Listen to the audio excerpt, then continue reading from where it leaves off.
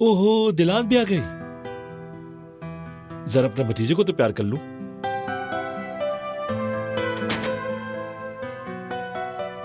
जरूर करो प्यार इसे, ये तुम्हें बहुत याद करता है ना मेरी जान? हाँ हाँ, क्यों नहीं, मैं भी तो याद करता हूँ इसे। ये हाथ को क्या हुआ? खैर तो है? खास नहीं बाबा, हल्की सी खराश है, फिक्र मत करें।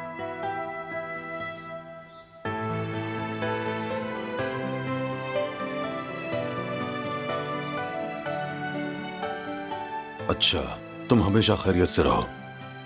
मुझे तुमसे एक बहुत जरूरी बात करनी है, अगर मसरूफ ना हो। जी बाबा, करते हैं। वैसे भी मैं स्टडी रूम में ही जा रहा था। आप लोग चले, मैं आता हूँ। ठीक है। मैं भी दादी जान के पास जा रही हूँ। चलो साथ चलते हैं, आ जाओ।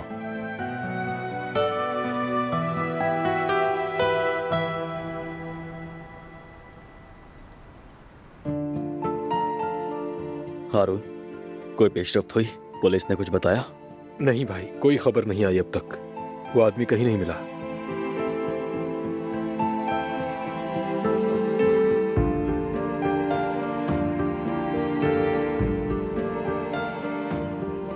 यास्मीन, तुम ठीक तो हो ना?